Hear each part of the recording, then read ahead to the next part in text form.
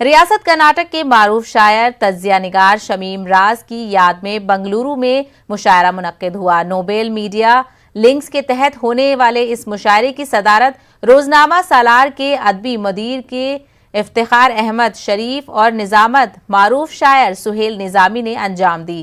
70 سالہ شمیم راز کا مارچ 2020 میں انتقال ہوا تھا۔ آپ نے بزم شکیل، بزم خالد، انجم اور چند دیگر ادبی انجمنیں قائم کرتے ہوئے اردو زبان و ادب کی نمایاں خدمات انجام دیں۔ اس موقع پر بزم شاہین کے صدر بابا جی نے لال ٹاؤن سے متاثرہ شعراء اور ادبا کو مالی تعاون فراہم کرنے کی کرناٹک اردو اکیڈمی کے اعلان کا خیر مقدم کیا۔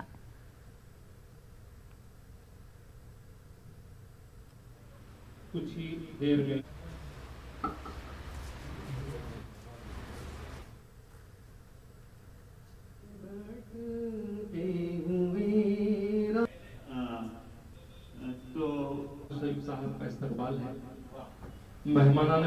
کہ جب بھی لکھتے ٹھیٹ لکھتے، جب بھی لکھتے بے باک لکھتے، اور وہ کسی کو خاطر میں لاتے نہیں تھے، چاہے کتنا بھی بڑا شاعر ہو، اگر سے کوئی کہیں غلطی ہو جاتی چھوٹی سی بھی، اگر شعر میں اپنے ایک رکن کا بھی اگر کہیں ادھر ادھر ہو جاتا تو اسے بھی جو ہے وہ برداشت نہیں کرتے تھے، باقاعدہ اس کو اخبار میں لکھا کرتے تھے۔ شمیم راز سروشی صاحب سے میری ذاتی ملاقات جو ہے تقریباً 35 سال قبل ہوئی تھی، لیکن اس سے پہلے میں انہیں پڑھا کرتا تھا۔ اور جب بھی دفتر سالار تشریف لاتے ہمیشہ مجھ سے بات کرتے ہو جاتے، تو اچانک ان کی انتقال کی خبر ہم بہت ہی افسوس ہے۔ تو آج پہلی کڑی کے طور پر ہم نے ان کے لیے تعزیتی اجلاس کے طور پہ مجلس منعقد کی ہے۔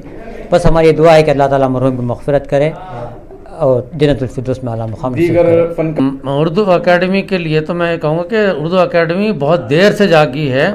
جب لاک ڈاؤن شروع ہوا تھا تب ان کو سوچنا چاہیے تھا اس کے بارے میں کہ شعراء، ادبا، یہ حضرات جو ہیں کیسے اپنی زندگی گزاریں گے اور کیسے ان کا جو ہے یہ لاک ڈاؤن میں مسئلہ حل ہوگا، لیکن دیر آئے درست آئے، بہرحال پہل کی ہے انہوں نے، ہم اس کا خیر مقدم کرتے ہیں اور گزارش کرتے ہیں کہ اس کو گورنمنٹ کے اس میں مت لٹکائیں کہ بھئی ابھی یہ چیز نہیں ہے، ابھی وہ چیز نہیں ہے، کیونکہ شعراء اس وقت جو ہیں بہت لاغر ہیں اور بہت قسم پرسی کی حالت میں ہیں۔